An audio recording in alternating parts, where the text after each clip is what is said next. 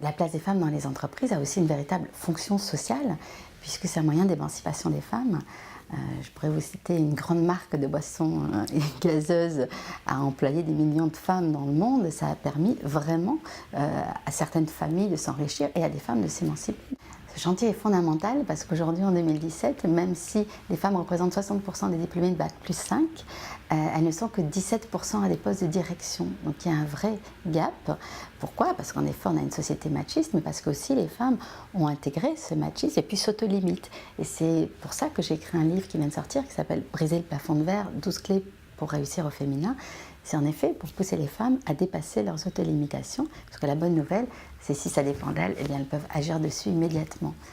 Et pourquoi en 2017 c'est si important? C'est vrai que les femmes n'ont jamais été aussi proches du pouvoir. On a aujourd'hui des lois pour nous, que ce soit la parité en politique, la loi Copé-Zimmermann qui permet d'avoir 40% de femmes dans les conseils d'administration.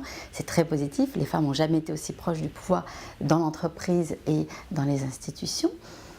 Mais en même temps, parallèlement, on a un retour des valeurs morales, du religieux, et on sait que ces valeurs-là n'ont jamais laissé beaucoup de place aux femmes. Donc il faut qu'on reste très vigilante et il faut qu'on y aille et qu'on fonce.